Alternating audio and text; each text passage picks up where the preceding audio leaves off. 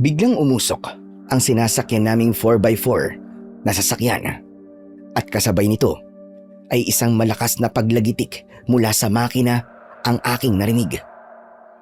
Unti-unting bumagal ang pagtakbo ng sasakyan namin hanggang sa tuluyan na itong huminto sa gilid ng maalikabok at baku-bakong kalsada. Pinagmasdan ko ang paligid. Walang ibang sasakyan, walang kabahayan at lalong walang tao. Tanging matataas na talayib at naglalaki ang mga puno lang ang nakikita ko. Mabilis kong pinatay ang makina at hinugot ang susi. Bilang isang retiradong sundalo, sanay na po ako sa mga ganitong hindi inaasahang aberya. Pero hindi ko pa rin maiwasang mag-alala. Kinapa ko ang bulsa ko at inilabas ang cellphone. Nakita kong walang signal. Tumingin ako sa rearview mirror at nakita ko ang 10 taong gulang kong apo na si Boyet. Wala akong nasabi ng oras na ito, kundi malas.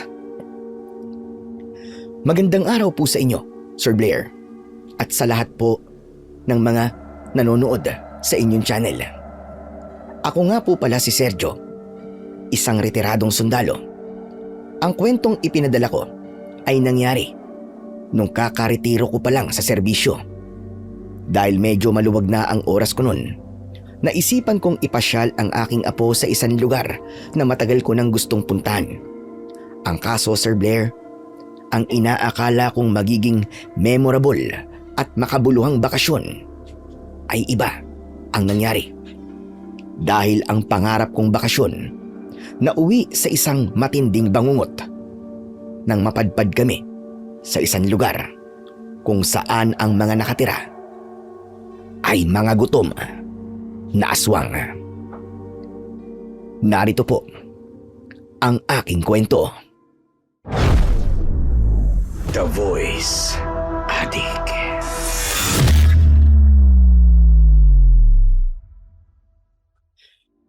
Talagang dito pa tayo inabutan ng malas. Pambihira namang buhay ito. Bakit, Lo? Ano po nangyari?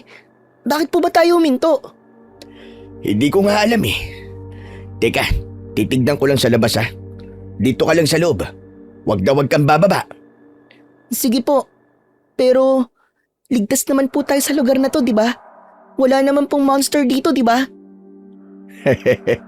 Walang monster dito, apo. Saka bakit ka matatakot sa halimaw? Kasama mo naman ako. O sige na, diyan ka lang at titignan ko lang yung makina. Sige po.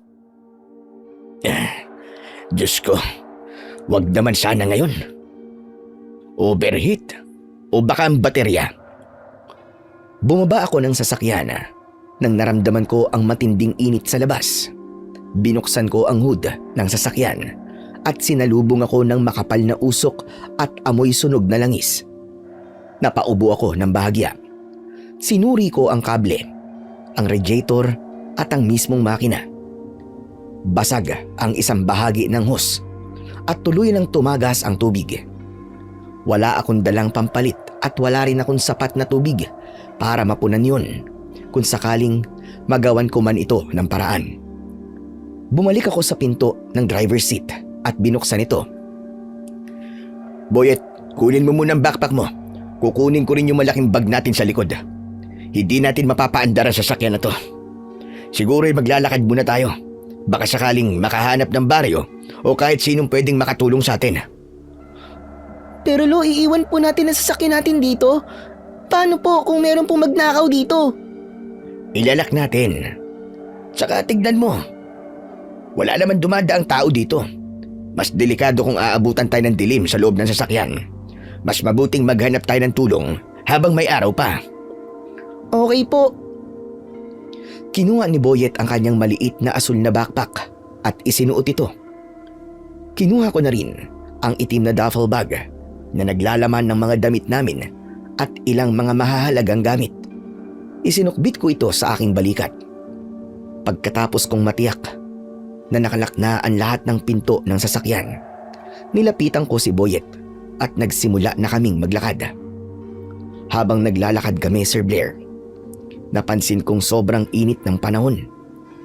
Parang hindi man lang umiihip ang hangin at pakiramdam ko ay unti-unti nang natutuyo ang aking lalamunan. Napatingin ako kay Boyet na panay na ang pahid ng pawis sa kanyang noo gamit ang likod ng kanyang kamay. Lo, malayo pa po ba yung pupuntahan natin? Uhaw na po ako. Eto, may tubig ako dito sa bag. Uminom ka na muna. Sa totoo lang po, hindi ko rin alam kung gaano pa tayo kalayo. Pero basta, dire-diretso lang tayo. Panigurado namang may makikita rin tayong kabahayan mamaya. Salamat po, Lo. Ay, nako, medyo nakakapagod pala to, no? Pero sana nga, maayos na po kagad yung sasakyan natin. Gustong-gusto ko na po kasing makapasyal dun sa dati ninyong baryo eh. Kaya nga kundi lang sana tumirik yung sasakyan natin. Nakarating na sana tayo ngayon. Ang malas naman kasi ng timing eh. Ngayon pa talaga. Hindi naman po siguro tayo malas, Lo. Tignan nyo oh. Ayun po, may tao po sa unahan natin. May naglalakad po na matanda. Naningkit ang mga mata ko at tumingin sa direksyon na itinuturo niya. May natatanaw nga akong isang anino ng tao sa unahan. Tila dahan-dahang naglalakad sa gitna ng nagbabagang kalsada. Teka, aba oo nga no. Buti naman. O sige, bilisan mo na dyan para maabutan natin siya at makapagtanong tayo. Sige po, Lo. Nang matapos uminom si Boyet, ay agad kong ibinalik ang bote ng tubig sa bag. Mabilis kaming naglakad palapit sa matandang lalaki. Nakasuot ito ng kupas na puting t-shirt. May balanggot sa ulo at may bitbit na isang bungkos ng kahoy na panggatong sa kanyang balikat. Medyo mabagal ang lakad niya, kaya madali namin siyang nahabol. Nang mapantayan namin siya, agad ko siyang binate. Magandang tanghali po, Amang. Pasensya na po sa abala, ha? Pero pwede po ba magtanong sa inyo? Ano bang kailangan nyo? Ay, naku nasiraan po kasi kami ng sasakyan doon sa bandaron. Nag-overheat po Pumutok po yung hose. Meron po bang malapit na baryo rito? Yung marunong po sanang magmekaniko o kaya may talyer? Sandali ka. Hindi ba kayo taga rito? Oo. Hindi po kami taga rito. Bakit to? Wala naman kung naghahanap kayo ng baryo, meron dyan sa may bandang unahan. Lakarin nyo na lang yung kalsadang yan. Kapag may nakita kayong nagsagang daan, lumiko kayo sa kaliwa. Doon ang daan papasok sa pinakamalapit na baryo. May makukuha ho kaya kaming mekaniko doon? Maraming tao ron. Sila na lang ang tanungin ninyo kung may tutulong sa inyo. Sige ho. Maraming salamat ho sa impormasyon. Hindi na sumagot ang matanda at nagpatuloy na ito sa kanyang paglalakad. Sandali ko pa siyang pinanood habang papalayo sa amin. Hanggang sa makita kong may nilikuan siyang isang maliit na daanan papasok sa masukal na gubat sa gilid ng kalsada. Nawala siya agad sa paningin namin dahil sa kakapalan ng mga halaman doon. Binalingan ko naman ang apo kong si Boyet at inayos ang bitbit kong duffel bag sa aking balikat.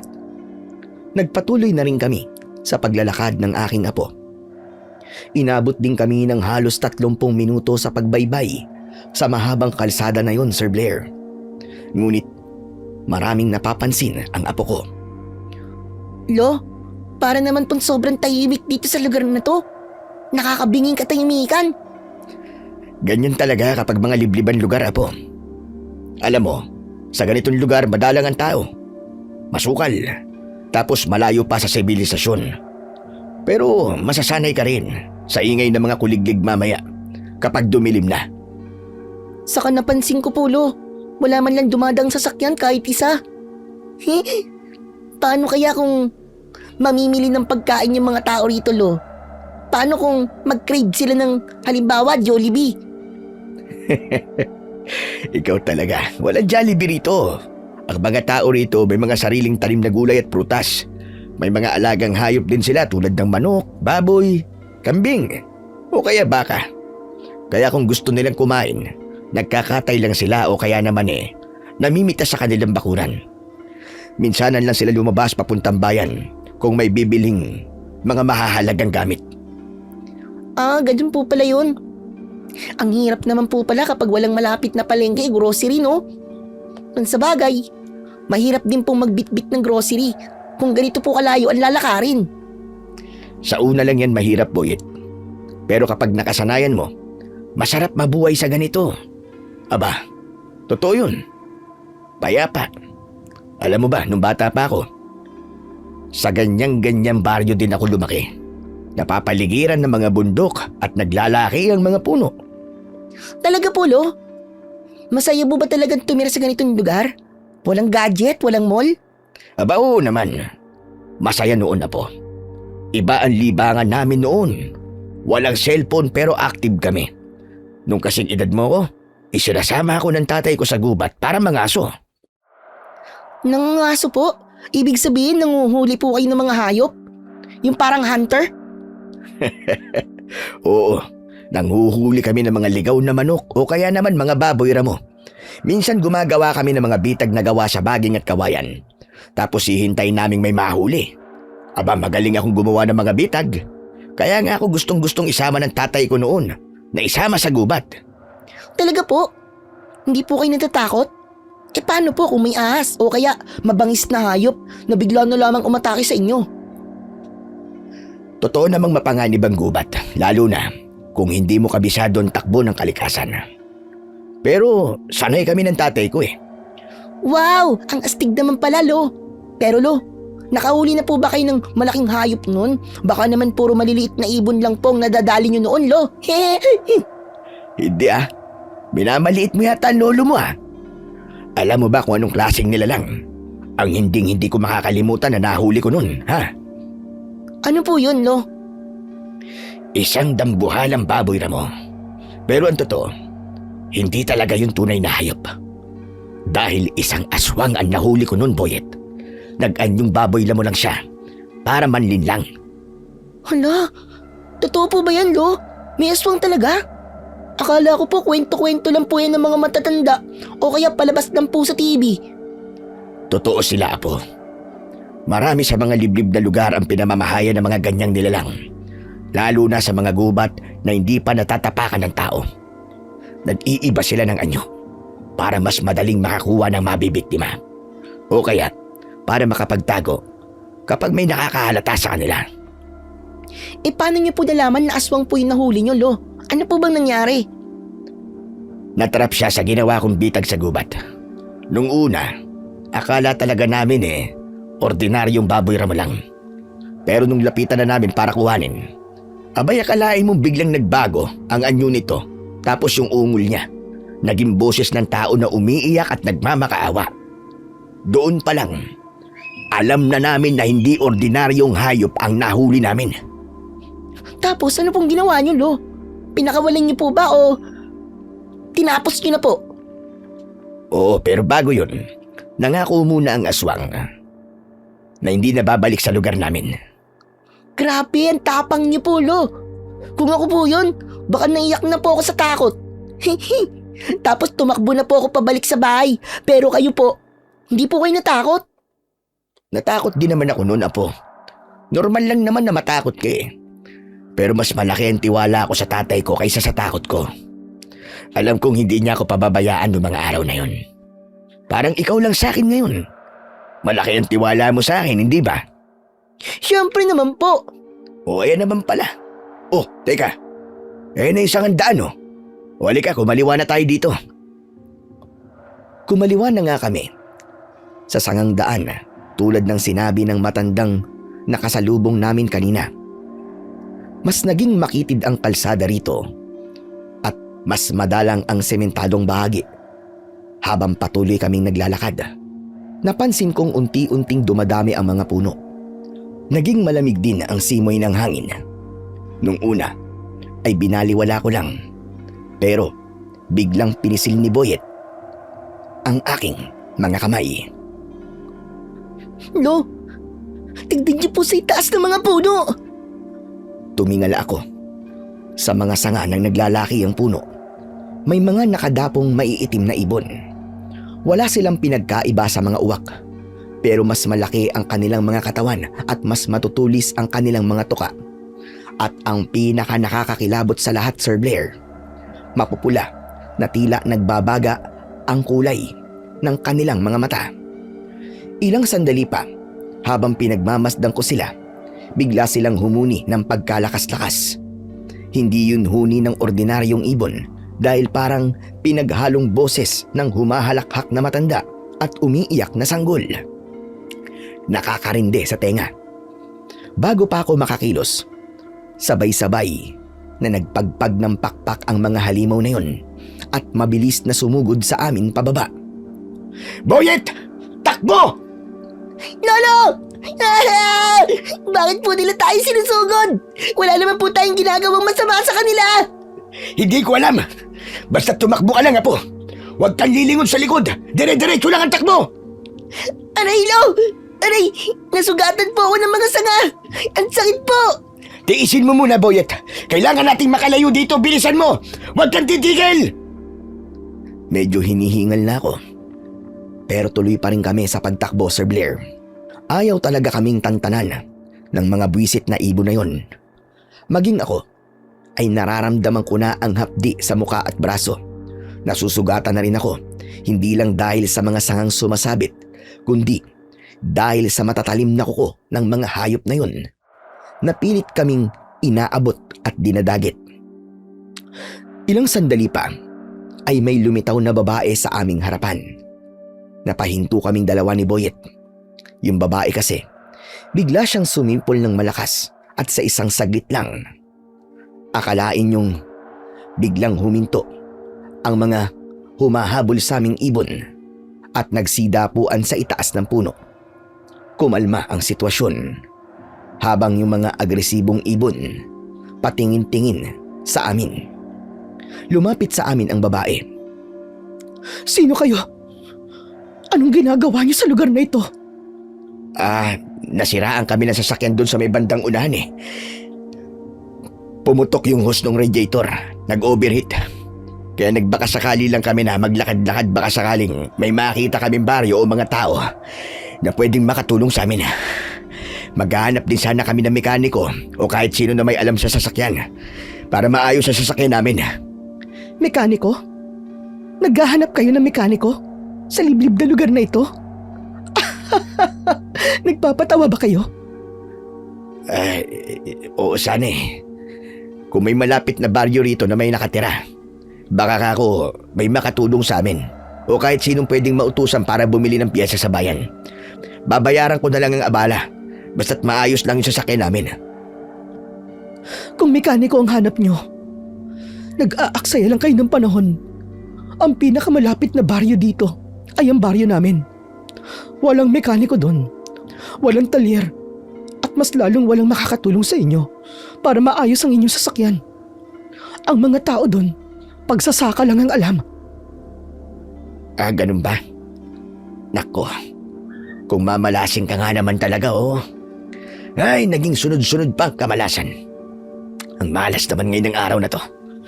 O sige, miss, salamat na lang sa impormasyon mo. Kung ganun, ibabalik na lang kami sa sasakyan namin. Doon na lang muna kami magpalipas ng oras. Habang nag-iisip ng ibang paraan. Baka sakaling may dumaan na ibang sasakyan eh. Pwedeng mahinga ng tulong. Sandali lang. Huwag na muna kayong bumalik doon. Walang dadaan na sasakyan sa lugar na yun. Delikado kapag inabutan kayo ng dilim sa kung saan man nahinto ang inyong sasakyan. Delikado? Bakit naman delikado? Dahil ba doon sa mga ibon? Hindi. Hindi lang mga ibon ang dapat niyong ikatakot kapag madilim na. Mas delikado ang mga taong gumagala dito kapag gabi. May mga rebelde na nagtatago dito. Mga taong walang sinasanto. Kapag nakita kayong dalawa, lalo na yung bata, hindi ko alam kung anong gagawin nila sa inyo. Kaya mabuti pa sumama kayo sa akin. Kung ayaw niyo mapahamak. Teka, sandali lang. Seryoso ka ba sa mga sinasabi mo? May mga rebelde dito? Sa tingin mo ba'y nagbibiro ako? Sige na, sumama na kayo sa akin. Doon muna kayo magpalipas ng gabi. Mas ligtas doon kaysa dito sa labas o doon sa sasakyan nyo. Bukas ng umaga kapag maliwanag na, mag-uutos ako ng tao para sumundo ng mekaniko sa bayan. Talaga? Pero hindi ba kami makakaabala? At saka, hindi nyo kami kilala. Bakit ka nagtitiwala sa amin kagad? May dahilan ba para hindi ako magtiwala sa inyo? Lalo na't mukhang mabait at masiyahin naman itong batang kasama mo. Lo, sumama na po tayo. Natatakot po kasi ako eh. Saka itong mga sugat ko. Gusto ko na po itong magamot. Mukha naman po mabait si ate. Kasi iniligtas niya tayo sa mga nananakit na ibon. Kasi apo, Huwag ka na magdalawang isip. Wala namang kayong dapat ipag-alala. Kasi mababait ang mga tao sa baryo namin. Gustong gusto nila ng mga dayo. Lalo't bibihira lang ang napapadpad dito sa amin. Hindi namin kayo aanuhin. Wala kayong dapat na ikatakot. Mas matakot kayo sa mga gumagala dito tuwing gabi. Pero kayong bahala kung ayaw nyo. Wala akong magagawa. Buhay niyo naman yan. sige na. Mukhang wala naman akong mapagpipilian eh. Mas mahalaga ang kaligtasan ng apo ko. Miss, salamat sa pagmamagandang loob mo. Sige, sasama na kami sa'yo. Mabuti naman kung ganon. Sige, sumunod lang kayo sa akin at huwag kayong hihiwalay sa daan. At pakiusap lang yung bata. Hawakan mo na mahigpit. Siya nga pala. Ako si Pilar. Sumunod kami kay Pilar. Naglakad kami ng halos 15 minuto sa isang makitid na daan. Buti na lang at hindi na kami inabala ng mga ibon. Habang papalapit kami, unti-unti ay nakikita ko na ang mga kabayan. Gawa ito sa mga simpleng materyales. Mga kawayan at pawid. Maayos ang mga bahay. Malinis ang paligid at may mga taong naglalakad sa labas ng mga bahay nila. Abalang-abala sila sa kani-kanilang mga gawain. Ngunit nang makita nila kami, halos sabay-sabay silang napalingon at napatitig. Sa simula ay kinakabahan ako, pero nawala rin kagad nang makita ko ang ngiti nila. May mga lalaking lumapit sa amin at tinulungan kami sa aming mga bitbitin.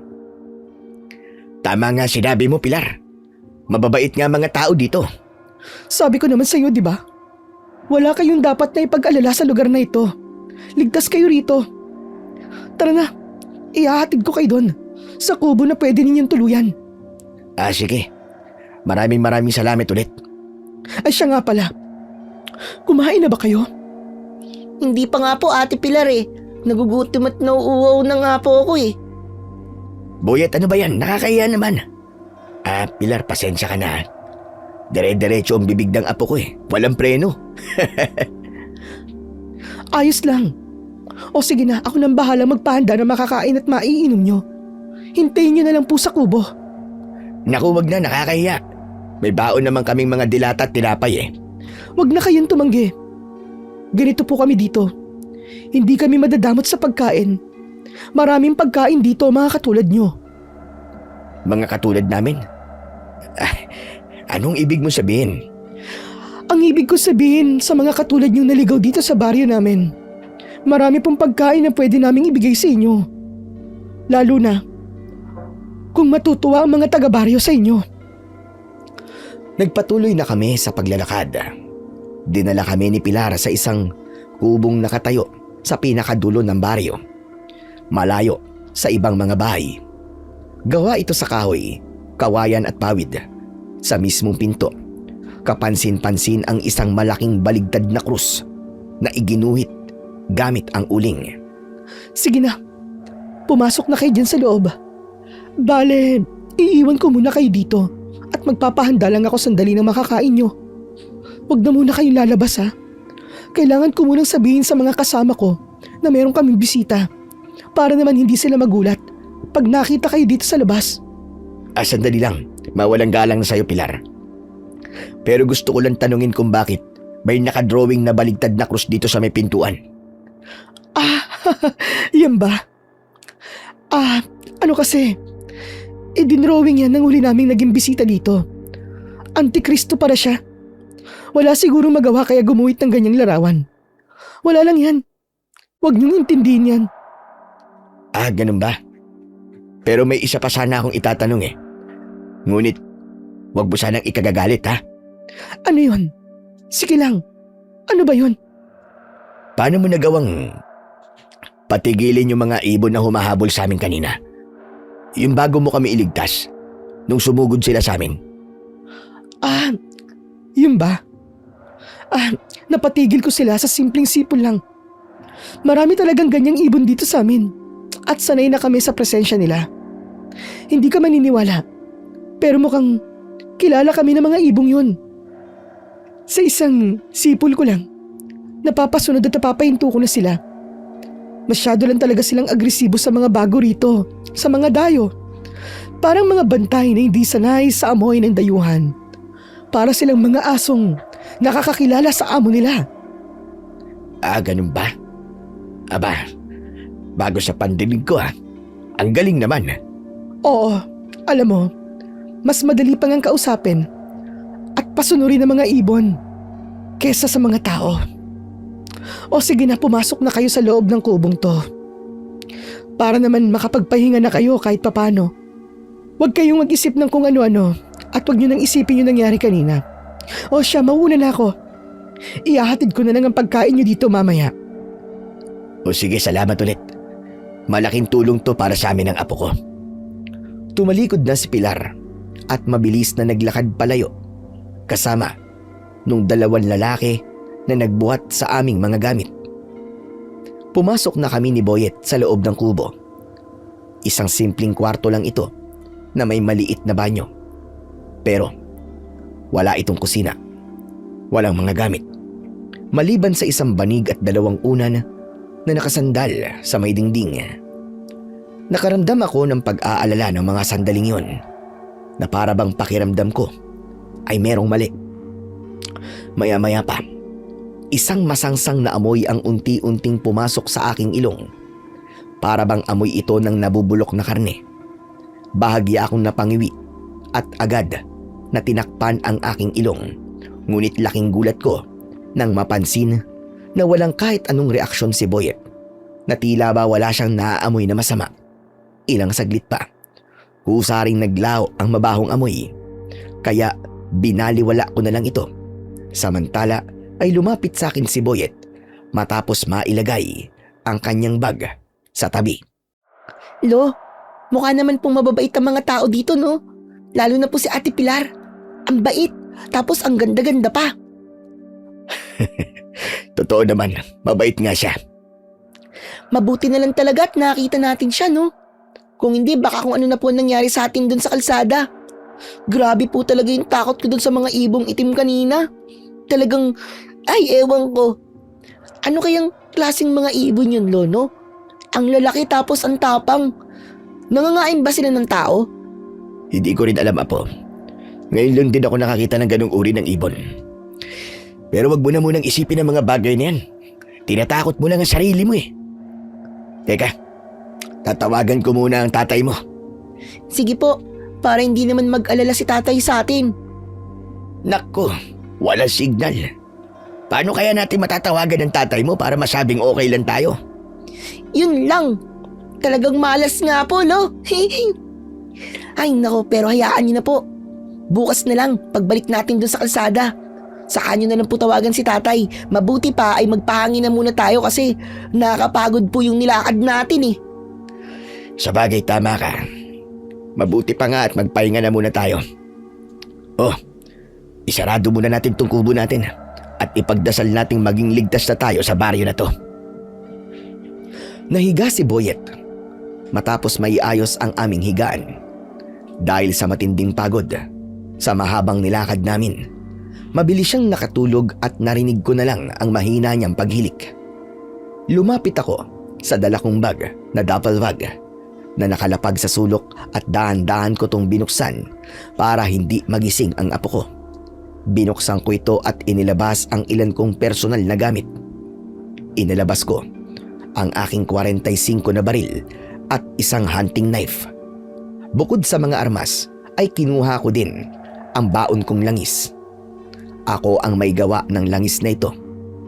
Itinuro sa akin ng tatay ko at palaging bilin na kapag may pupuntang hindi kilalang lugar ay kailangang dala yun upang maging proteksyon. May sangkap itong langis ng nyog na may halong asin, bawang at ilang ugat ng iba't ibang klaseng halaman. Kumilos ako ng tahimik. Maingat kong pinahira ng langis ang hamba ng pintuan at bintana. Hindi naman sa wala kong tiwala sa mga taong nakatira sa lugar na ito. Pero kailangan ko pa ring mag-ingat dahil hindi ko sila kilala. Nang matapos kong gawin yun, humiga na rin ako sa tabi ng apo ko at saka natulog. Ilang oras ang nagdaan. Nagising ako nang may marinig akong nag-uusap sa labas ng kubo. Medyo mahina ang kanilang boses, kaya naman dahan-dahan akong lumapit sa pintuan para mapakinggan ang kanilang pinag-uusapan. Nakilala ko ang isa doon, si Pilar. May kausap siyang isang matandang lalaki. Pilar, napakabaho dito. Maaari bang ayusin mo ito? Hindi ito magugustuhan ng mga bisita natin. Baka hindi sila makakain dahil sa amoy. Hindi ko po alam. Nilinis naman po namin yung kubo kanina. Ay, ang baho talaga. Masagsag at masakit sa ilong. Kumusta na ba yung maglolo? Nandiyan pa po sa loob ng kubo, nagpapahinga. O sige, ikaw na muna ang bahala sa kanila. Patulugin mo muna sila ng mahimbing. Sige ho, ako na pong bahala dito. Habang nakikinig ako sa kanilang usapan, pumasok kagad sa isip ko yung masangsang na amoy na naamoy ko kanina bago kami natulog ni Boyet. Baka nga yun din ang pinag-uusapan nila ngayon. Dahil sa kuryosidad at pag-aalala, dahan-dahan kong binuksan ang pintuan. Agad kong nakita si Pilar. Nakatayo siya malapit sa pinto pero nakatalikod. May bitbit siyang timba na may lamang baunan ng pagkain. Hindi siya kumikilos. Parang estatwa na walang malay sa paligid at di nararamdaman ang aking presensya. Pilar, Ay! Magseryo! Kanina pa ba kayo dyan? ay hindi naman. Kagigising ko lang nung may marinig akong nag-uusap dito sa labas eh. Sino bang kausap mo? Ah! Si Kapitan Manuel yon. Kinukumusta lang kayo. Kapitan? May kapitan pala kayo dito. Oo naman. Bakit naman parang nagtataka ka? Lahat naman ng barangay o baryo, di ba dapat ay may kapitan talaga? Kahit naman ganito na malayo kami sa kabayanan, may namumuno pa rin naman sa amin para mapanatili ang kaayusan. Sa bagay, tama ka. Pasensya ka na. Ayos lang po. O siya, narito na po ang pagkain nyo. Kanina ko pa to gustong ibigay sa inyo kaso tulog kayo Kaya, ngayon lang ako ulit bumalik dito. Naku, maraming salamat talaga, Pilar. Aba teka, gabi na pala. Madilim na ang paligid Mukhang napasarap yata ang tulog namin ng apo ko Parang ganun na nga po, Mang Seryo. O heto, kunin niyo na po sa akin ang pagkain. Inabot ko ang pagkain. Sa pagmamadali ko, di sinasadyang nahawakan ko ang kamay ni Pilar. Subalit sa mismong sandaling yun, parang napaso siya. Bigla siyang napaatras at mabilis na binawi ang kanyang kamay mula sa pagkakahawa ko. Medyo nanlaki ang mga mata ko. Hindi lang dahil sa biglaang pagkilos niya, kundi dahil sa naramdaman kong kakaibang lamig sa balat niya. Ang kanyang kamay kasing lamig ng isang bangkay. Pilar, okay ka lang ba? Opo, okay lang ako. Ba't bigla ka napatras? Pasensya na po.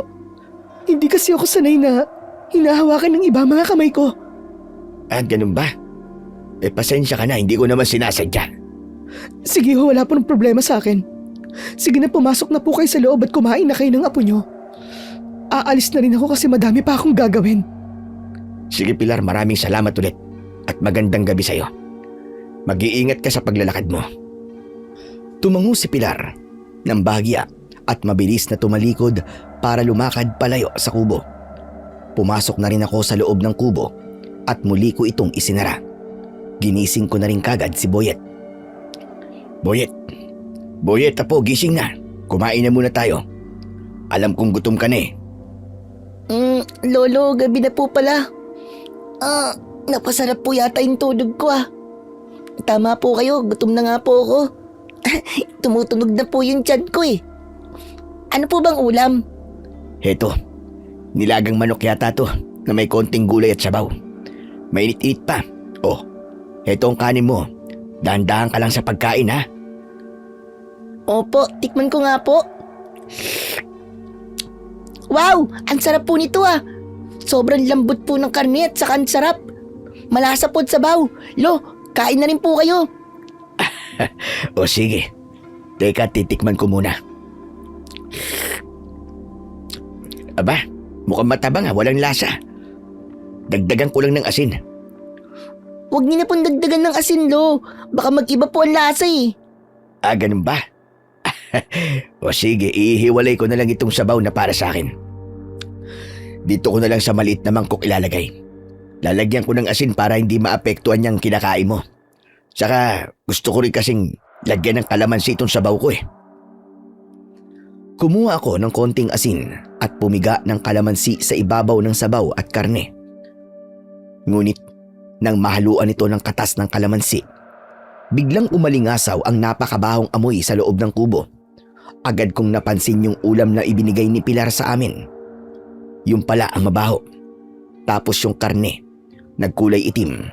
Napakabaho talaga nito, na para bang patay na daga. Lo, ano po ba yun? Ang baho naman. Bakit biglang bumaho dito sa loob ng kubo natin? Hindi ko nga alam eh. Teka, hanapin natin kung saan nanggaling yung amoy. Teka, ba't parang itong mangkok ang mabaho? Hala, oo nga po, Lo. Yak, ang baho po. Nako, mukhang panis na pala tong ulam eh. Panis? Panis na po tong kinakain ko? Baka nga, kaya wag mo nang kainin yung ulam na ibinigay. Baka hindi lang napansin ni Pilar na panis na pala to. Marahil kanina pa to naihanda kaya panis na. Itabi mo na lang ang mga yan at magbubukas na lang tayo ng dilata. May baon naman tayong corn beef eh. Sige po, Lo. Ay, sayang naman yung ulam. Ang sarap pa naman po sana. Mabilis kong kinuha ang dilata sa bag at binuksan. Kinain namin yon kasabay ng natitira pa naming kanin. Matapos kumain ay inayos ko ulit ang higaan namin ni Boyet at saka kami muling nagpahinga. Kaya lang, hindi pa man nagtatagal, bigla na lang siyang dumaing ng pananakit ng tiyan. Aray ko. Ang sakit po ng tiyan ko, Lo. Aray, ang sakit. Naku, sabi ko na nga ba't sasakit ang tiyan mo sa nakain mong panis na pagkain eh. Diyos ko, masakit na masakit ba po? Opo, namimilipit nga po ako eh. Saka para akong binugbog. Sandalit, kukuha lang ako ng gamot. Hindi ko na po kaya, Lo. Ang sakit, aray! Sandali lang. O heto, inumin mo ng tabletas na ito. Kinuha ni Boyet ang hawak kong tabletas. Pero ilang sandali pa, matapos niyang inumin, lalo siyang namilipit sa sakit. Halos mangitim ang kanyang mga labi dahil sa labis na kaba at pag-aalala ko. Nagdesisyon akong humingi ng tulong. Sandali lang apo, lalabas muna ako, tihingi ako ng tulong sa mga taga rito. Baka meron silang mabisang gamot na pwedeng ipanggamot sa'yo. Maghintay ka lang dito ha. Huwag po, Lo. Huwag niyo po akong iiwan dito. Natatakot po ako. Sandali lang ako. Mas lalong sasakit yan kapag hindi ka nakainom ng tamang gamot. O sige na, pagkalabas ko, isarado mong pintuan ha. Sige na nga po. Pero bumalik din po kayo kaagad ha. Oo sige, babalik agad ako. Mabilis akong lumabas ng kubo at hinila ko ang pinto pasara. Naglakad na ako papunta sa pinakagitna ng baryo. Pero habang humahakbang ako, doon ko napansin na sobrang dilim ng buong paligid. Walang kahit isang ilaw na nakasindi sa mga kabahayan. Patay ang buong lugar. Sobrang tahimik din. Walang kahol ng mga aso. Walang huni ng mga kuliglig. Walang kahit anong senyales na may buhay rito. Nagmistulang abandonadong lugar ang baryo. Diyos ko, nasan ba mga tao dito? Nagpatuloy ako sa paglalakad. Ilang sandali pa, Sir Blair. Muli akong napatigil nang maalalang hindi ko pala alam kung saang bahay nakatira dito si Pilar. Dahil doon ay sinubukan kong kumatok sa isang bahay. Tao po! May tao po ba rito? Hihingi lang po sana ako ng tulong. Masakit po ang tiyan ng apo ko. Kumatok pa ako ng ilang beses at naghintay pero walang sumagot. Lumapit ako sa kasunod na bahay at kumatok ulit ako pero wala pa ring tao. Kaya naman, nagdesisyon na akong bumalik sa kubo para tignan ang kalagayan ng apo ko. Habang naglalakad ako pabalik, nakaramdam ako ng kakaiba. Kaya napatingin ako sa itaas. Doon sa matataas na sanga ng puno, may mga nagkikislapang pulang ilaw. Nang titigan ko itong mabuti, napansin kong mga mata pala yun. Kasunod nito, narinig ko ang malakas na pagaspas ng mga pakpak sa itaas ng aking ulo. Umalingaw-ngaw ang pamilyar na tunog at ingay. Ito yung tunog ng mga itim na ibon na sumugod sa amin kanina. Hindi ko na sila hinintay na sumugod. Mabilis akong tumakbo patungo sa aming kubo.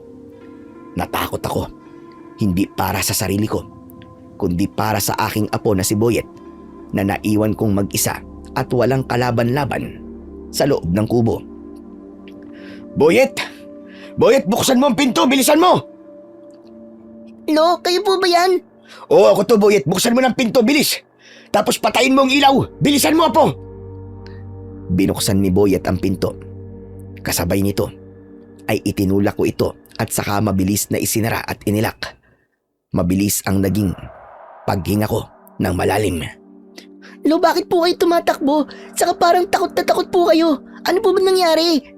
Yung mga ibon, Boyet, nandito sila sa paligid. Ang dami nila. Talaga po? Oo, sa itong baryo. Parang walang taong nakatira. Pero teka, okay na ba ang pakiramdam mo? Opo, hindi na po masakit ang tiyan ko. Talaga? Ba't paano nangyari yun? Inaplasan ko po ng langis nyo. Ilang segundo lang po gumaling na po agad ako. Ang galing nga po eh. Parang magic. Ganun ba? Mabuti naman. Malaking pasasalamat talaga sa tatay ko. Dahil itinuro niya sa akin kung paano gawin ang langis na yan. Hindi ko rin akalain na gamot pala yan sa sakit ng tiyan. Opo, Lo. Sobrang hapdi nga po ng tiyan ko kanina eh. Pero nung maipahid ko na po yung langis, dumigay lang po ako ng isang beses. Tapos, bigla na pong nawala kagad yung sakit. Habang seryoso kaming nag-uusap ni Boyet, bigla kaming napatigil nang may marinig kaming isang pamilyar na tunog mula sa labas.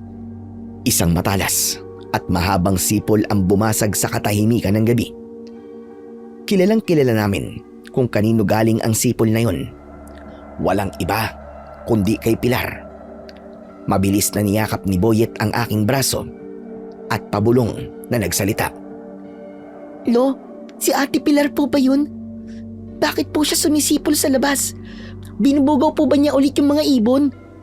Siguro, apo. Pero shh, huwag ka munang maingay. Makinig muna tayo ng mabuti. Matapos ang mahabang sipol na yon, ay nakarinig kami ng isang malakas na pagkampay ng pakpak. Tapos ay sinundan ito ng isang nakapangingilabot na tunog. Kakatwa ito dahil parang galing sa isang taong nasasaktan. Umiiyak na ewan at patuloy na umuungol ng malalim. Pagkatapos nito, Sir Blair, sunod-sunod na malalakas na lagutok ng mga buto ang umalingaw-ngaw sa labas. Lo, ano po yun? Natatakot po ako. Huwag kang matakot, hindi kita pababayaan, apo. Basta tahimik ka lang. Magkunwari tayong tulog. Pero Lo, Shh! Tahimik! Nakiramdam ako sa paligid. Dinampot ko ang aking baril at kutsilyo habang naririnig ang lagutukan ng mga buto. Pero ilang sandali pa, humina rin ito hanggang sa nawala ng paunti-unti. Nanatili kaming hindi gumagalaw ni Boyet sa loob ng kubo. Nang wala ng kaluskos, dahan-dahan akong lumapit sa dingding malapit sa bintana. Gamit ang kutsilyo, gumawa ako ng isang maliit na siwang. Sapat lang para makasilip ang isang mata ko sa labas. Idinikit ko ang aking mata sa butas at sinilip ang labas. Saktong pagsilip ko, may malaking ibon akong nakita na lumipad paitas. At pagkatapos nun, isang nakakabingi, nakatahimikan ang namayani. Bumalik ako sa banig at umupo sa tabi ni Boyet. Pag upo ko, doon ko napagtanto na may kakaibangang nangyayari sa baryo. Kinutuban ako ng masama at nagkaroon ng pangit na hinala. May masamang nangyayari sa baryo nila at si Pilar, kasama ang lahat ng mga taga-baryo, ay may tinatagong dahilan. May panganib silang dala. Ngunit sa kabila ng mga hinala, pinilit kong maging kalmado. Hindi ako nagpahalata kay Boyet. Alam kong kapag nakikita niyang natatakot o natataranta ang lolo niya, tuluyan siyang mawawalan ng lakas ng loob at hindi yun makakatulong sa sitwasyon namin. Mabuti pa matulog ka na. Wala na yung mga ingay, apo. Oo nga po, sa wakas tumahimik din. Pero ano po kaya yung ingay na yun, Lo? Hindi mo ba nakita si Ate Pilar sa labas? Hindi ko siya nakita, Boyet. Sige na, huwag mo nang isipin ang ingay na yun.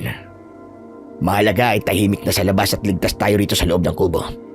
Pwede ka na matulog para may lakas ka bukas.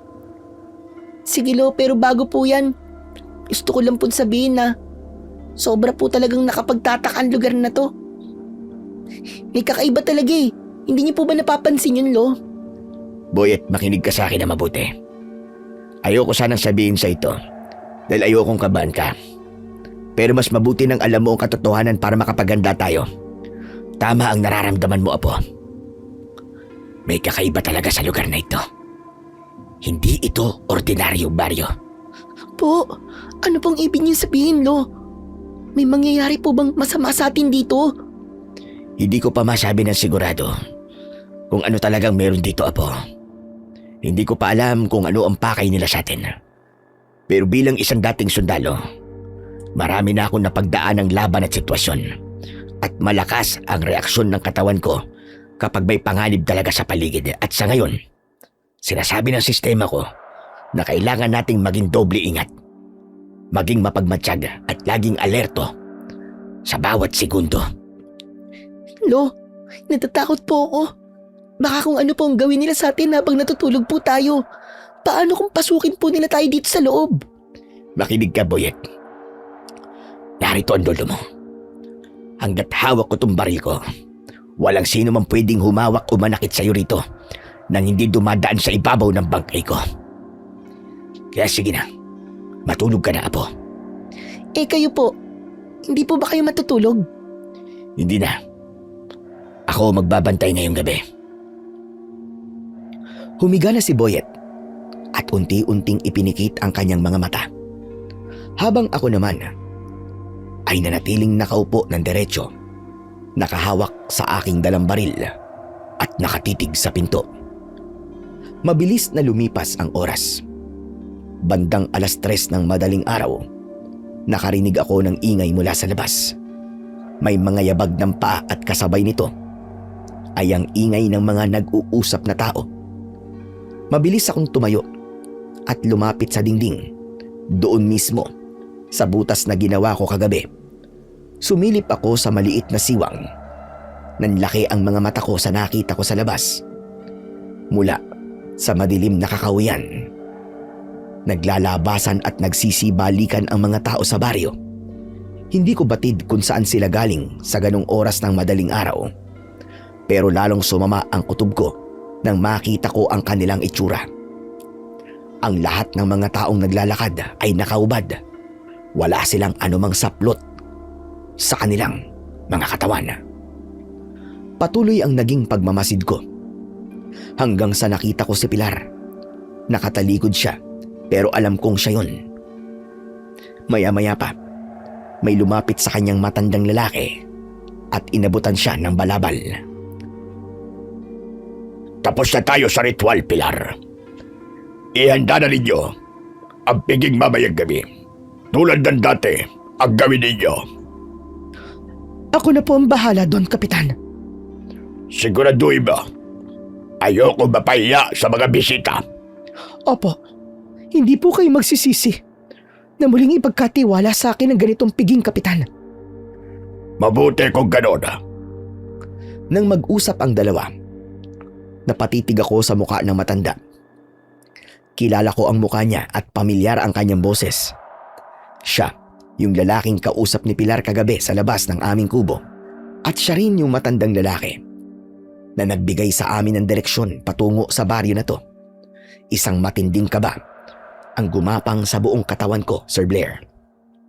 Sa palagay ko, mukhang pinagplanuhan nila ang lahat mula pa lamang sa simula. Isang bitag ang pinasok namin ni Boyet. Nagpatuloy ako sa pakikinig at panunood sa kanila upang maging mas malinaw ang lahat. Yung dalawang nasa kubo, kumusta naman kaya sila? Mukhang ayos lang naman po. Nakasarang mabuti ang kubo nila. At sigurado akong nasa kasarapan sila ng tulog nila. Sigurado ka ba? Ex-military ang lalaking kasama ng bata. Nalaman ko yun. Nagbakit ako sa tabi niya ng kanyang sasakyan ng isang ID. Mukhang nahulog ata niya. Ang mga militar, matitinik ang mga yan at malakas makiramdam. Wala ho kayong dapat na alalahanin. Dahil may pampatulog po ang inihain kong pagkain sa kanila kagabi. Mamaya pa magigising ang mga yan. Saka hindi naman tayo dapat mag-alala. Kasi matanda na yung sundalo. At may bitbit pa siyang pabigat na bata. Wala silang laban sa atin. Lalo na't buong baryo ang makakalaban nila. Tama ka. Pero wag pa rin magpakampante. Sayang naman ang dalawang yan kung makakawala pa. Matagal na nung huling nakatikim tayo ng mga dayo. Sabik na ang buong baryo sa handaan. Saka yung mga bisita natin. Ayoko na mapapahiya sa kanila. Bihira silang bumaba mula sa kabilang bundok para lang bumisita rito. Kaya dapat espesyal ang salo-salo natin mamaya. Gusto ko ay sapat ang karne para sa lahat. Naiintindihan ko po, Kapitan. Makakaasa po kayo. Mamayang tanghali ay ipapahanda ko na kagad ang mga kutsilyo at itak. Sisiguraduhin ko rin na makakagawa kami ng magandang pwesto sa gitna ng bakuran para sa pagkatay natin sa maglolo. Magaling. Bantayan yung mabuti ang kubo na yan pagdating ng umaga. O sige na, pumasok ka na muna sa loob at magpahinga. Marami pa tayong gagawin mamaya. Masusunod po. Ako na pong bahala. Nanlamig ang mga kamay ko nang marinig ng buo at malinaw ang kanilang naging usapan. Akala ko, yung pinag-uusapan nila kagabi na bisita ay kami. Pero nagkamali ako. Kami pala ang mismong ihahain nila para sa mga tunay na bisita nila. Kami ang ihahanda para pagsaluhan ng buong baryo. Napaupo ako sa sahig. Ramdam ko ang panginginig ng aking tuhod hindi dahil sa takot, kundi dahil sa matinding galit. Anak ng putya, anong klaseng nilalang kayo? Muli akong sumilip. Naroon pa rin si Pilar at nakatalikod. Nakatanaw lang siya sa kawalan. Hanggang sa unti-unti siyang lumingon. Ang maamong muka ng dalawa ay naglaho. Ang kanyang balat ay kulay abo at tuyo ang kanyang mga mata. Pulang-pula at ang labi ay punong-puno ng matatalas na ngipin. Hindi na siya ang Pilar na nakilala namin. Isa siyang aswang. Kitang-kita ko ang kanyang laway na tumutulo mula sa kanyang mga pangil. Halatang gutom na gutom at sabik na sabik. Nakatingin lang siya sa kubo namin. Mariin kong kinagat ang aking ibabang labi para pigilan ang anumang tunog mula sa bibig ko. Bumitaw ako mula sa pagsilip sa butas at umatras ako pabalik sa banig. Huminga ako ng malalim. Naiintindihan ko na ang buong sitwasyon. Nasagot na ang mga tanong ko. Kung akala nyo magpapahuli kami ng buhay, nagkakamali kayo. Haharapin namin ang impyernong ito at sisiguraduhin kong hindi nyo kami mapapabagsak. Masyado akong naging emosyonal lang sandaling yun. Panay ang isip ko kung paano kami makakaalis sa lugar na yun. Habang nag-iisip ay may narinig akong ingay. Ang cellphone sa tabi ng unan ko ay nag-vibrate. Agad ko itong kinuha at halos mabitiwan ko pa ito sa sobrang tuwa nang makita kong may signal ito at tumatawag ang aking anak. Mabilis ko naman itong sinagot. Hello anak. Anak, naririnig mo ba ako? Tay, naku, salamat naman po at nasagot nyo ng tawag ko. Kahapon pa po ako tawag ng tawag sa inyo, hindi ko kayo makontak. Nasaan po ba kayo? Nandito po kami sa lumang baryo. Sabi nyo dito kayo pupunta. Bakit wala po kayo dito? Ha? Nandiyan ka na sa lumang baryo? Oo. Nung di ko kayo matawagan kahapon, sumunod po kami dito ng kabady ko.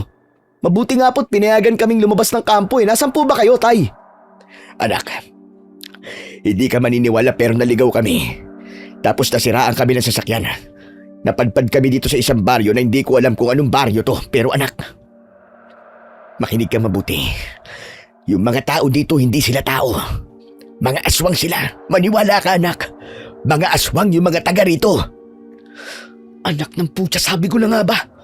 Tama ang kutob ko na may hindi magandang nangyayari sa inyo. Nung nakausap ko kasi si Buddy kagabi at naikwento ko naging lakad nyo, binalaan niya ako. Sabi niya, may delikadong lugar dito malapit sa lumang baryo. Tay, tama kayo. Baryo ng mga aswang ang napuntahan nyo. Ang mga nakatira dyan, tinatawag silang mga aswang na gaway-gaway.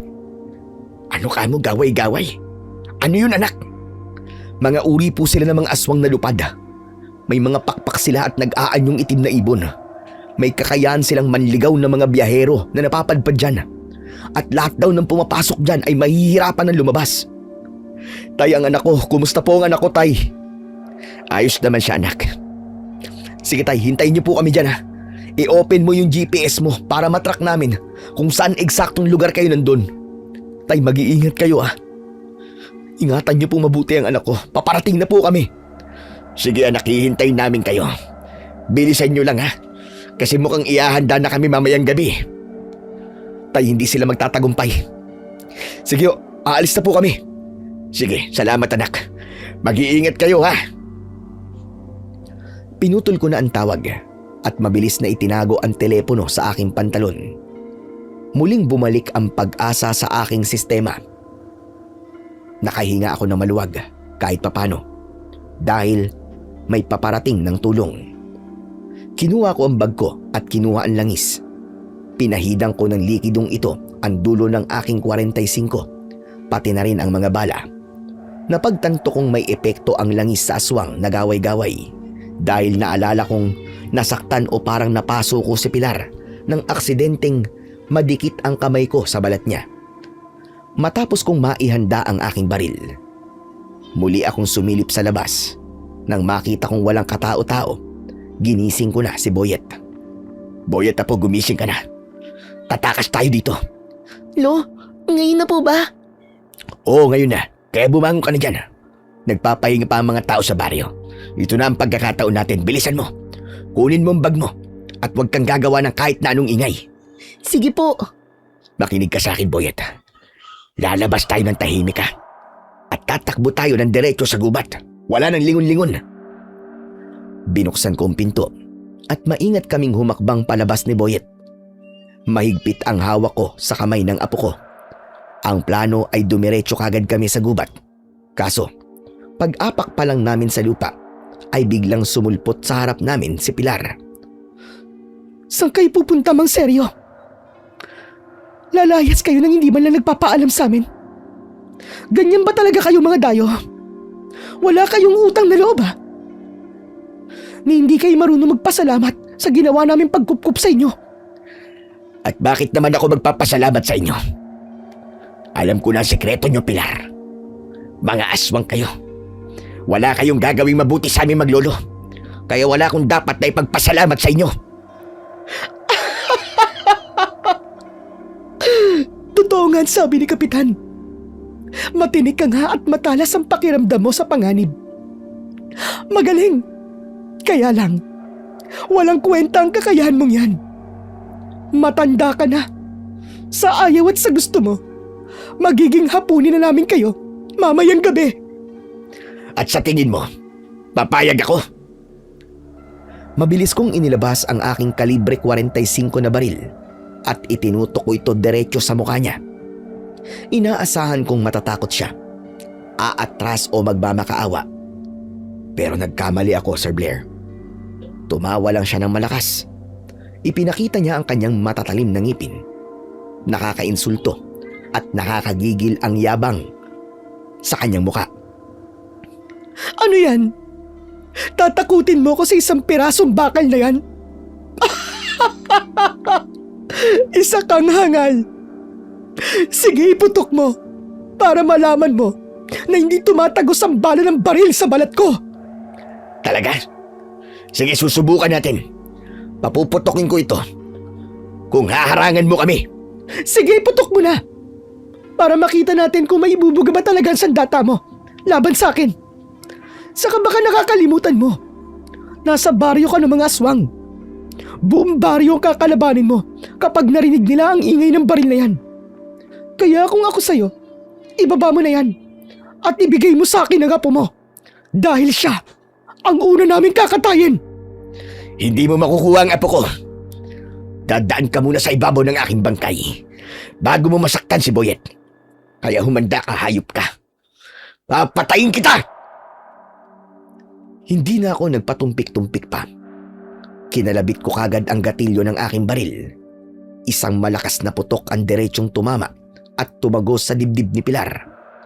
Agad na nawala ang nakakaasar niyang ngiti. Napahawak siya sa kanyang dibdib. Nanlisik ang kanyang mga mata. Ilang sandali pa, biglang nanghina ang kanyang tuhod at napaluhod. Unti-unti na rin siyang kinain ng apoy. Ah! Ano to? Bakit ganito? Anong nilagay mo sa baril mo? Hayop ka! Nilagyan ko lang naman yan ng langis na pangontra sa mga katulad mong kampon ng kadiliman.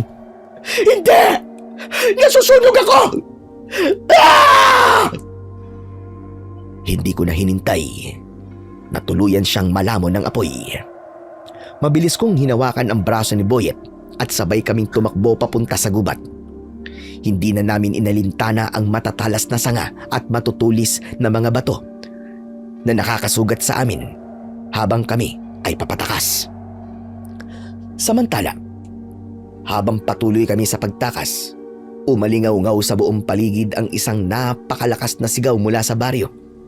Isang sigaw na puno ng hinagpis at galit na galing kay Kapitan. Pilar! Anak ko! Ah! Mga walang hiya kayo! Pinatay niyo ang anak ko! Gising! Kumising kayong lahat! Ang mga dayo nakatakas! Hanapin niyo mga walang hiyang iyon! Hulihin niyo! At huwag niyong hahayaang makalabas ng lugar na ito! Ako mismo ang kakatay at uubos sa kanila! Hanapin niyo sila! Ngayon, Ted! Pagkatapos ng sigaw na yon, ay muli naming narinig ni Boyet ang nakakarinding tunog ng mga ibon. Bigla akong tumigil. Nagpalinga-linga sa paligid. Binitiwan ko si Boyet at hinarap ko siya para makausap.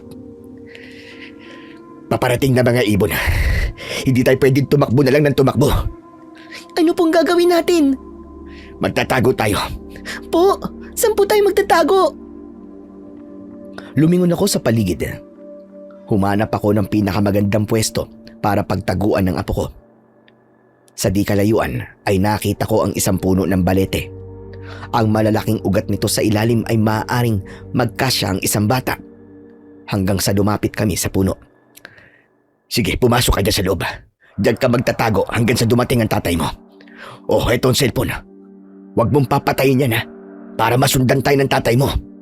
Sige po, pero paano po kayo? Hindi ba kayo magtatago rin? Hindi ako kasya dyan, apo. Makinig ka sa aking mabuti. Huwag kang lalabas dyan kahit anong mangyari. Kahit anong marinig mo o makita mo, huwag kang sisigaw. Huwag kang lalabas. Huwag kang aalis dyan. Babalikan kita, apo. Naiintindihan mo ba? Aalis po kayo. Oo. Kailangan kong iligaw ang mga hayop na aswang na yon. Pero Lo, natatakot po ako dito. Huwag kang matakot, apo. Wala kang dapat ikatakot. Akong bahala sa'yo. Makakaligtas tayo rito. Magtiwala ka lang sa akin, okay? Okay po, Lo. Inabot sa akin ni Boyet ang kutsilyo. Kinuha ko ito at isinuksok muna sa aking bewang habang hinahanda ang sarili ko. Pagkatapos nun, kinuha ko naman mula sa aking bulsa ang bote ng langis. Binuksan ko ito at ibinuhos ang malaking bahagi ng likido sa aking mga palad. Agad kong ipinahid ang langis sa mga braso ni Boyet. Pagkatapos nun, isinunod kong pahiran ang kanyang leeg at ang kanyang tiyan. Ikinuskus ko itong mabuti para talagang manuot sa kanyang balat. Alam ko kasi na kapag hinawakan siya ng mga aswang, siguradong mapapaso ang mga halimaw na yun at agad nabibitaw sa kanya. Pagkatapos kay Boyet, hinubad ko na ang aking damit. Ibinuhos ko ang aking palad. Ang natitirang laman ng bote ay ikinuskus ko rin ng maigi sa sarili kong katawan, sa aking tiyan, sa braso, sa leeg, at maging sa dibdib ko. Gumapang na si Boyet papasok sa pinakaloob ng mga ugat ng balete. Mabilis kong tinakpan ng mga tuyong dahon at mga malalaking sanga ang bahaging yun kung saan siya nagtatago para masigurong hindi siya makikita ng kahit na sino. Tumayo ako ng tuwid at naglakad palayo. Bitbit ko ang aking t-shirt. Lumayo na ako sa balete. Kailangan kong ilayo ang atensyon nila kay Boyet. Gagamitin ko ang kagubatan laban sa kanila. Pumasok ako sa pinakamasukal na bahagi ng mga puno. Madilim. Mamasa-masa ang lupa at amoy nabubulok na dahon ang paligid. Sa paglalakad ko, may nakita akong puno ng mga lipa sa paligid. Kumuha ako ng maraming dahon at dinurog ko ang mga ito. Kumuha rin ako ng isang tuwid at manipis na buho. Pinutol ko ang magkabilang dulo nito para makagawa ng isang sumpak. Humanap ako ng malalaking tinik mula sa mga gumagapang na baging at mga puno. Pinahirang ko ito ng katas ng dinikdik kong dahon ng lipa. Tignan ko lang kung hindi kayo mapamura sa hapde at kate kapag tumama ang katas ng lipa sa mga balat nyo. Tignan natin kung gaano kayo katigas laban dito. Nang matapos kong maihanda ang mga ito, ay kumuha ako ng itim na putik mula sa sapa. Ipinahid ko ito sa aking muka, sa dibdib at sa aking mga braso. Natakpan ng amoy putik ang presensya ko. Nagtago ako sa likod ng palumpong ng matataas at makapal na palumpon ng damo. Doon ako matyagang naghihintay hanggang sa dumating na sila. Dito ko huling naamoy ang lalaking yon. Huwag ninyong hahayaang makalabas ng gubat na ito, lalaking yon! Kapag nakita nyo, pilayan nyo kagad ang mga binti para hindi na makatakbo. Sige, maghanap kayo. Tikman nyo ang impyerno na inihanda ko para sa inyo. Isang malaking itim na ibon ang biglang dumapo sa mababang sanga ng kahoy. Saktong 5 hakbang lang ang layo sa akin. Nanlilisik ang mapupula nitong mga mata habang inaamoy ang hangin. Palinga-linga siya sa paligid. Maingat akong gumalaw. Inilagay ko ang matulis na tinik sa loob ng aking sumpak. Inasinta ko ang katawan ng aswang na ibon. Hinipan ko ng buong lakas ang sumpak. Tumusok ang tinik sa tagiliran ng ibon. Bumagsak ito. Mabilis akong gumapang palayo sa palumpong. Nakakita naman ako ng isang mahaba at manipis na puno ng kawayan na nakayuko. Hinila ko ang dulo nito pababa hanggang sa bumaluktot ito ng gusto. Pagkatapos nun, itinali ko ito sa isang ugat gamit ang baging. Kumuha ako ng 3 piraso ng matutulis na kahoy na inihanda ko rin kanina at itinali sa dulo ng kawayan. Nakatusok ng diretsyo sa daanan. Hanapin ninyo ang hayop na yun! Hanapin ninyo! Buwaba kayong lahat at nalugarin ninyo ang buong lugar! Huwag kayong mag-iiwan ng kahit na isang sulok na hindi nasisiyasan! Nakita ko ang pagbaba ng mga itim na ibon. Nagpalit sila ng kanilang mga anyo. Ang mga itim na ibon, sila mismo, ang mga tao sa baryo. Muli akong nagtago sa malapit na palumpong ng damo. Hawak ang dulo ng baging na nagsisilbing mitya ng aking patibong.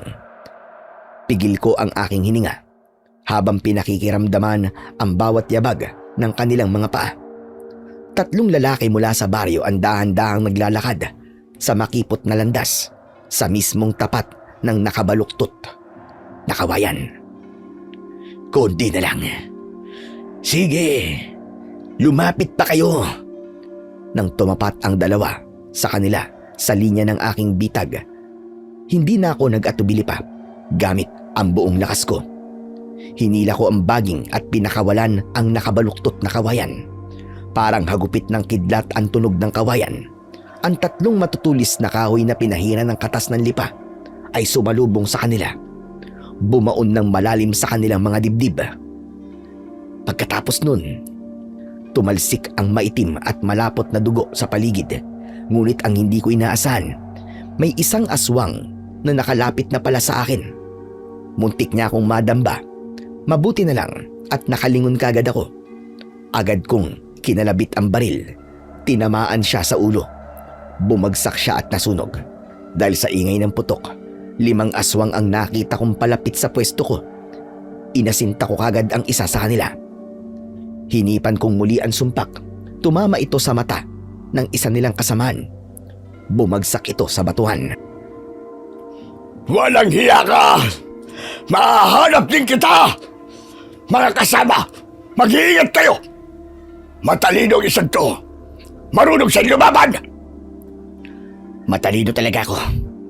At ako ang uubos sa inyo. Mga animal kayo! Napasagot ako ng mahina sa tinuran ng kapitan.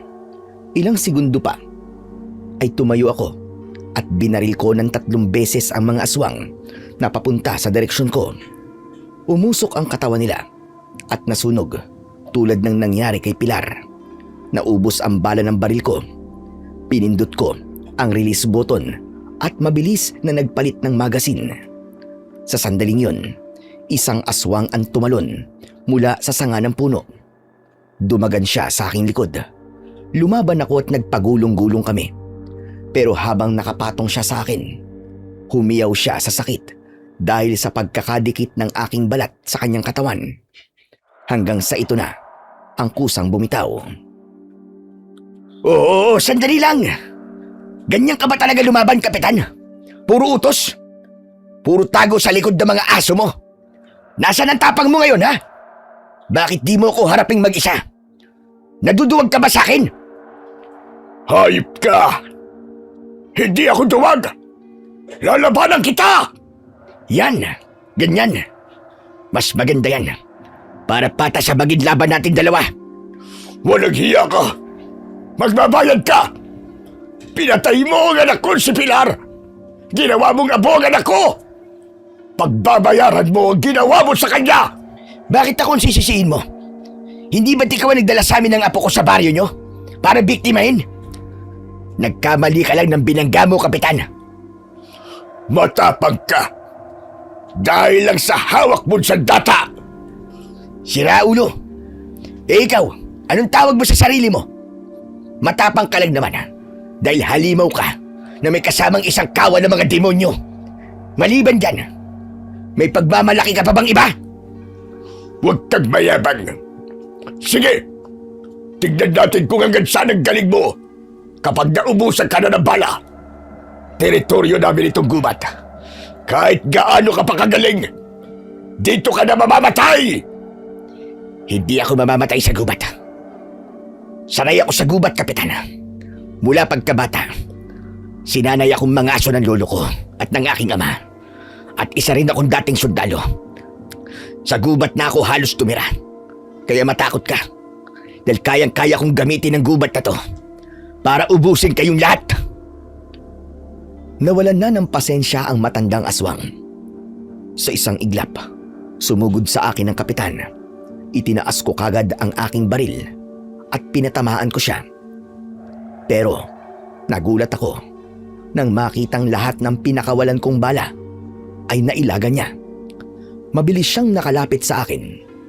Nakalmot niya ako sa binti at bumaon ang dulo ng talim ng kanyang kuko. Dahilan para mapaluhod ako sa lupa. Lintik na yan! Aray ko! Ah! Anong inilagay mo sa balat mo? Bakit ako napapaso? Ang sakit! Hayop ka talaga! Akala mo ba'y tanga ako, Kapitan? Nakahanda ako. Nagpahid ako ng langis na kayang sumunog sa mga katulad ninyo. Hindi mo na ako mahahawakan. Dahil kung ano ang sakit na kaya mong ibigay sa akin, yun din ang dadaanin mong sakit. Kaya sige, hawakan mo ako, madali ka! Sa tingin mo ba ay maaasar mo ako ng ganyan? Akala mo ba ay hindi kita mapapatay dahil sa lintik na pagontra mong yan? Pwes nagkakamali ka. Mga kasama, sugurin ang hayop na yan at patayin ninyo! Sa utos ng Kapitan, nagsimulang sumugod ang buong kawan ng mga aswang. Tumayo ako. Hinawakan ko ang aking baril kahit nararamdaman ko na ang agos ng dugo sa aking binti. Inasinta ko ang pinakamalapit na halimaw. Subalit bago pa man makalapit ang mga kalaban, isang pamilyar na boses ang narinig ko mula sa aking likuran. Tay! Dapa! Mabilis akong dumapa sa lupa. Kasunod nun ay sunod-sunod na putok ng Armalite ang aking narinig. Ang mga aswang na susugod sana sa akin ay tinamaan sa dibdib. Umusok ang kanilang mga katawan at mabilis silang natupok ng apoy bago pa man makalapit sa akin. Lumingon ako at nakita ko ang anak ko na si Sergeant Sagun. Hawak ang isang M16 Armalite. May kasama siyang isang lalaki na naka-uniforme na pang-militar. Matikas ang tindig at may hawak ding mahabang baril. Salamat sa Diyos at nakarating kayo, anak. Tay, ayos ka lang ba? May sugat ba kayo? Oo, pero malayo sa bituka to. Ayos lang ako. Lumapit silang dalawa sa akin at paglapit ng kasama niyang sundalo, nakita kong may suot siyang isang kwintas. Hindi ito pangkaraniwang kwintas lang. Isa itong antigong medalyon na gawa sa tanso at may mga nakaukit na letra at krus. Isa itong agimat na medalyon na ginagamit panlaban sa mga masasamang nilalang. Tay, siya po si Sergeant Porlucas, kaibigan ko. Siya ang tumulong at sumama sa akin para matunton ang baryo na to. Porlucas! At Taxel! Bakit ka bumalik dito? Akala ko'y namatay ka na sa gubat na to. 2 dekada na ang nakakaraan! Bumalik ako rito para tapusin na ang pamimeste niyo sa lugar na ito, Manuel. Matagal ko nang hinihintay ang pagkakataong ito. Teka. Magkakilala kayo, Sarge? Oo, dati akong taga rito sa baryo. Bago pa sakupin na matandang hayop na yan at gawing aswang ang lahat ng mga taong naninirahan dito. Pinilit niya silang maging katulad nila. Ako lang ang tanging nakaligtas nun bago tuluyang mamatay ang buong pamilya ko sa kamay ng demonyong yan. Kaya humanda ka, Kapitan. Oras na ng paniningil. Paano mo kami nahanap ng ganun-ganun lang? Paano? Alam ko kakaya nyo. Kaya nyo gumawa ng ilusyon at baguhin ang ruta para maligaw ang mga taong gustong pumasok o bumalik dito. Pero mabuti na lang, salamat sa teknolohiya at sa GPS, natuntun namin ang lugar na to ng walang kahirap-hirap. Hindi uubra ang mahika nyo sa teknolohiya. Nagmura si Kapitan Manuel sa galit. Sa tindi ng kanyang pot, tuluyan ang nagbago ang kanyang anyo. Naglagutukan ang kanyang mga buto. Humaba ang kanyang mga kuko at mula sa kanyang likod ay lumabas ang 2 malalapad na pakpak. Ang mga natitirang taga-baryo sa likod niya ay nagsisisigaw din at sabay-sabay na nag-anyong mga dambuhalang halimaw na ibon na may muka ng tao. Patayin silang lahat! Huwag kayong magtitira ng buhay! Habang naghahanda ang mga halimaw na lumipad at sumugod, mabilis na tinanong ako ng aking anak. Tay, nasan po ang anak ko? Nasan po si Boyet? Itinago ko siya sa ilalim ng mga ugat ng balete. Huwag ka mag-alala. Ligtas siya ron. Nilagyan ko ng langis ang katawan niya. Salamat, Tay. Salamat. Sige, Tay. Tapusin na muna natin ang laban na to para makalabas na tayo rito. Siya nga pala, ito po. May ibinigay sa akin si Sargento na anting-anting. Isuot nyo para magkaroon ka ng proteksyon. Magiging kasing kulat ng goma ang inyong balat. Hindi ka nila makakagat o makakalmot sa tulong yan. Sige anak, salamat. Akin na. Umanda na tayo. Susugod na sila. Lumipad ng mababa ang 3 aswang. Nakatutok ang malalaki at matutulis nilang kuko sa aming mga muka. Si Sergeant Purlucas ay hindi natakot. Hinawakan niya ang medalyon sa kanyang leeg gamit ang kaliwang kamay, habang ang kanang kamay naman ang may hawak sa armalite at niraratrat ang mga aswang na sumusugod. Habang nagpapaputok ang lalaki, ay napansin kong naglalabas ng kakaibang liwanag ang kanyang medalyon. Ang mga aswang na natatamaan ng bala niya ay hindi lang basta umuusok o namamatay. Agad silang nagiging abo at nalulusaw sa hangin. Isang dambuhalang ibon ang sumugod sa direksyon ko mula sa gilid. Hindi ko na nagawang iwasan dahil sa sugat sa aking binti. Sinalubong ko siya gamit at itinutok ko ang aking hunting knife.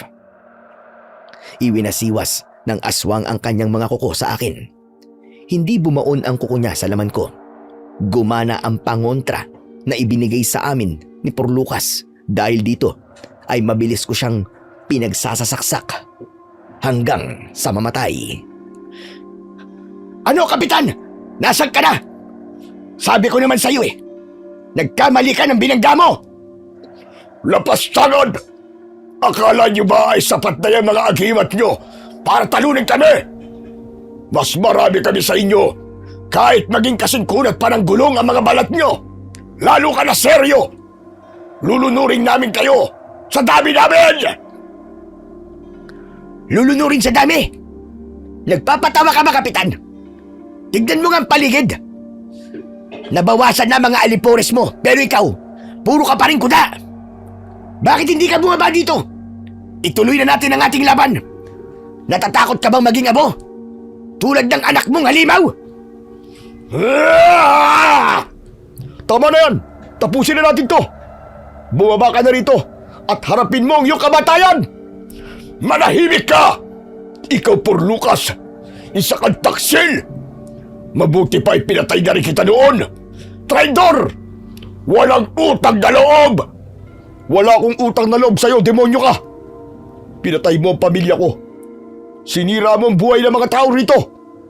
Ngayon, titiyakin kong ito na ang huling araw mo. At dito sa lupang kinatatayuan natin, ito ang magiging huling hantungan mo! Mga hayop kayo! Akala niyo matatapos niyo ako ng ganyan-ganyan lang? Mamamatay kayo rito! Lahat kayo! Muling nagpaputok si Sergeant Purlucas gamit ang kanyang M16. Niratrat niya ang matandang aswang pero hindi niya ito matamaan. Ginamit ni Manuel ang malalapad niyang pakpak para mabilis na humarurot sa ere. Pakaliwat pakanan sa pagitan ng mga sanga. Isang veteranong aswang talaga ang matandang yun at napakahirap niyang hulihin. Muli rin ako nagpaputok kasama ang aking anak. Pinagtulungan naming barilin at patayin ang iba pang aswang na nagtatangkang dumamba sa amin mula sa lupa. Sa bawat trat-trat ng putok, may mga aswang na bumabagsak at nagiging abo. Pero si Manuel ay nanatiling mailap sa itaas. Magseryo! Buddy! Hindi natin siya kayang huliin kung babarilin lang natin. Mabuti pa humanda kayo. Gagamitin natin ang 3 agimat. Anong 3 agimat? Anong gagawin natin? Hawakan niyo ang inyong mga medalyon. Kapag pinagsama-sama natin ang lakas ng 3 ito, mabilis na ihina at mabagal ang aswang na yan. Mabilis ko ngang hinawakan ang suot kong medalyon at ganun din ang ginawa ng dalawa. Naintindihan ko kagad ang gusto niyang gawin dahil nung bata ako, may nabanggit ang tatay ko noon na agimat o kapangyarihang tinatawag na kalasag ng lupa. Ito ay ang klase ng kapangyarihang kayang maikulong ang isang halimaw sa isang kulungan na gawa sa liwanag. Ngayon na! Itutok niyo ang mga medalyon sa direksyon ni Manuel! Sabay-sabay naming itinuon ang aming mga hawak na agimat sa itaas. Diretso sa lumilipad na aswang. Sa isang iglap, nagkaroon ng kakaibang reaksyon ang tatlong makapangyarihang bagay na hawak namin. Ang medalyon ni Por Lucas ay naglabas ng nakakabulag na puting liwanag. Ang akin naman ay nag-apoy ng kulay asul, habang sa anak ko ay nagpakawala ng pulang kislap. Ang tatlong magkakaibang kulay na liwanag ay biglang nagsama-sama sa ere at lumika ng isang malaking parang net o kulungan na gawa sa purong enerhiya. Ano itong liwanag dito? Ang init! Hindi ako makahinga! Katapusan mo na, Kapitan! Hindi! Pakawalan niyo ako dito! Pakawalan niyo ako! Huwag mo akong saktan! May malaking utang na loob ka sa akin, Por Lucas! Binuhay kita! Pinakain ang kinalagaan! Ito ba? Ito ba ang isusukli mo sa lahat ng mga nagawa ko sa'yo? Tulad ng sabi ko kanina, wala akong utang na loob na kailangan bayaran sa'yo. Kaya mamatay ka na! Mamatay ka na! Yeah! Tama na! Nasusunog ako! Pakawalan niyo ako rito! Maawa kayo! Wala kang karapatang humingi ng tawad. Masama ka nila lang. Para ito sa lahat ng pinatay ninyo. Para ito sa lahat ng mga taong iniligaw at ginawa niyong hapunan. Hayop ka. Mamatay ka na, Manuel. Mamatay ka na! Kasabay ng malakas kong sigaw, itinaas ni Sergeant Por Lucas ang kanyang M16. Pero sa pagkakataong ito, ang dulo ng baril niya ay binalot ng asul, pula at puting liwanag na nanggagaling sa tatlong agimat. Kinalabit niya ang gatilyo at binaril ng sunod-sunod ang katawan ni Kapitan. Ang mga bala na may lakas ng tatlong agimat ay bumaon sa dibdib ng aswang at ito ay mabilis na natupok at tinangay ng hangin ang kanyang abo. Tapos na. Wala na ang pinuno ng mga aswang. Ligtas na tayo. Wala na ang Kapitan. Salamat sa Diyos. At hindi niya tayo pinabayaan. Talagang dapat tayo magpasalamat, Tay. Kasi naman, kung may masamang nangyari sa inyo at sa anak ko, hindi ko kayo mapapatawad. Kung bakit naman kasi ang kulit-kulit nyo eh. Di ba sabi ko sa inyo, sasama ako sa inyo? Hindi kayo makapaghintay. Gusto ko rin makita ang baryong kinalakihan ninyo at ang puntod ng lolo at lola ko. Pasensya ka na, anak. Inakala ko kasing binibiro mo lang ako eh. Hayaan mo, hindi na mauulit. Saka, buhay naman kami. Mabuti pa, ipunta na natin ang apo ko. Ay nako, ano pa nga ba? Tara, puntahan na po natin. Gusto kong ibahin ang usapan dahil alam kong hindi ako mananalo sa sermon ng anak ko. Ibinaling ko ang tingin ko kay Sergeant Por Lucas na naglalakad sa may unahan namin habang alertong binabantayan ang paligid gamit ang kanyang baril. Sargento, bilib ako sa kakayahan mo.